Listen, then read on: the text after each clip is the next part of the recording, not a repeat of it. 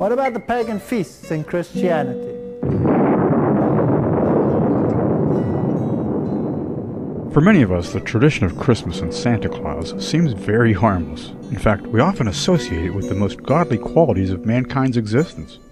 But a huge awakening is again taking place where Americans and people worldwide are realizing that they've been duped into following pagan and even satanic worship practices. I say again because few know that Christmas was fully understood by the early American Puritans as being not only totally unbiblical, but also blasphemous against the God of the Bible. And therefore the celebration of Christmas was not only outlawed in early Puritan settlements, but had even come with a very hefty fine for those caught in any form of Christmas observances. Those of us who also know that Catholics were not allowed on our shores till the Act of Toleration of 1641 will also know that the main reason for the mass exodus from Europe in the first place was to come out from among them, meaning the pagan Romish world, and become separate as the Bible commands us. Those of us who are also awakening to such things have also heard that there is no indications whatsoever that we are to worship on any kind of day in that Bible. In fact, it is made clear in many passages that the celebration of the Nicolaitans was something very much hated by the Father in Scripture, as I'll allow our good friend and buddy Walter Veit to explain this a bit further here. What about Christmas? Well, Christmas is celebrated everywhere. Christmas is a representation of the serpent who gives life to the tree Osiris, who was cut down, and through the life of the serpent, the life-giving serpent, the tree sprouts and gives rise to a young shoot. This was decorated with round globes and lighted up in ancient times to celebrate the rebirth of Osiris in the form of Horus.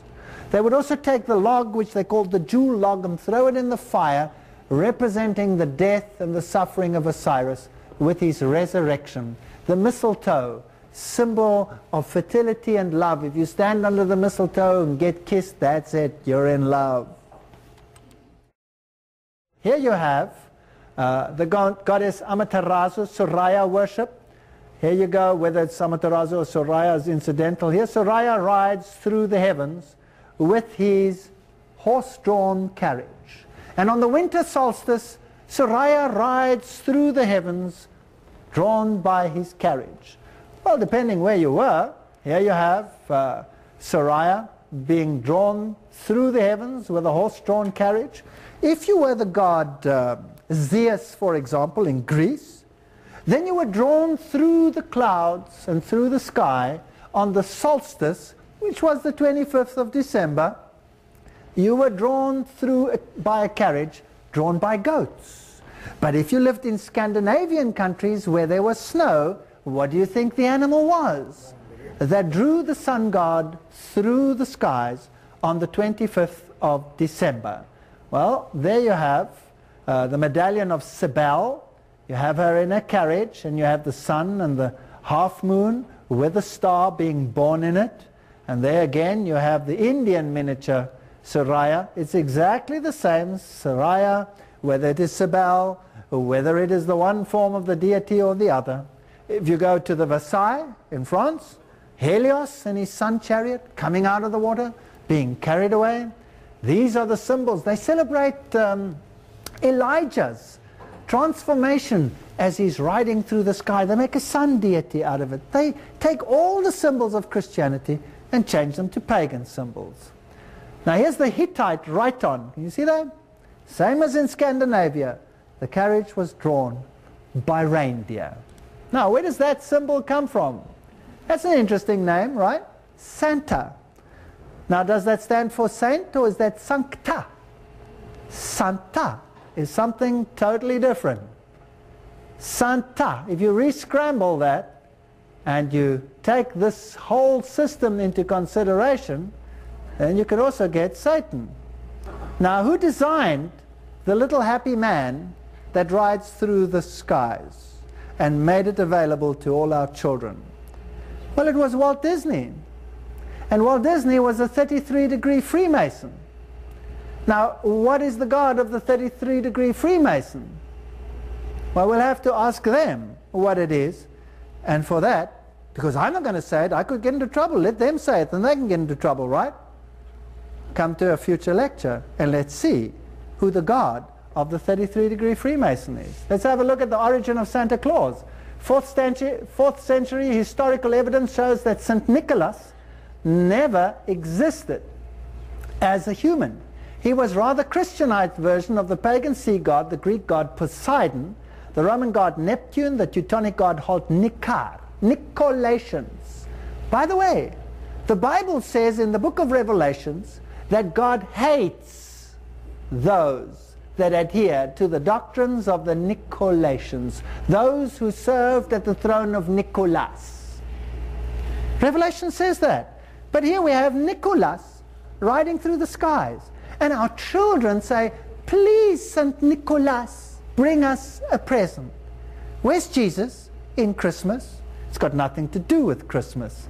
In the early centuries of the Christian church, many pagan gods and goddesses were humanized and converted to Christian saints. When the church created the persona Saint Nicholas, they adopted Poseidon's title, the sailor. They picked up the last name from Nika. Various temples of Poseidon became shrine of St. Nicholas of the Nicolaitans, which God hates. This comes from the Women's Encyclopedia of Myths and Secrets. It's not me saying these things. What's the theology of Santa? Santa is taught to most children. He's omnipresent. He can visit hundreds of millions of homes in one night. He's omniscient. He monitors each child. He's all-seeing, all-knowing. He knows if they were good, if they were bad. He does have great powers. He can manufacture gifts for hundreds of millions of children in one night, each delivered to the correct child. He's all good, all judge. He judges which children have shown good behavior, and he's eternal. He never dies. What do you make of him then? Well, also the Santa Claus aspect that I like to tell parents that are on their way to the mall with their children for this festive day. I tell them what I've discovered in research. What the history of the sitting of the child on the lap is all about. And I'll read from Russell K. Tardo's paper, which is also available on our website under the same page, Christmas, Is It Biblical?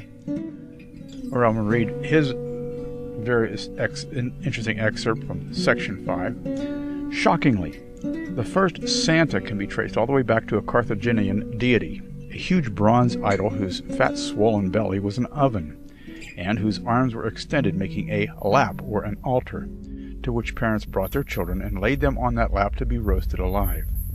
As an act of devotion to their false god, they sacrificed their own children. In the ancient custom, the children themselves were the presents the parents gave to Santa, or I would say Satan. That gives a whole new significance to the act of bringing your children to Santa and sitting them on his lap, doesn't it? Did you realize that in so doing you were reenacting an actual scenario of ancient child sacrifice? Well, I think that's enough for now. I'm very distant from the entire Christmas celebration, folks. I am celebrating what the Bible tells me to do for real holy days. And, of course, that would be the feasts, the festivals, Passover, the Sabbath, the new moons. And I go no further with the world's holidays. I go with holy days that my Father has determined, not who Satan's Pope has determined. Bless you all. This is Dwayne, Biblical Correctness Ministries.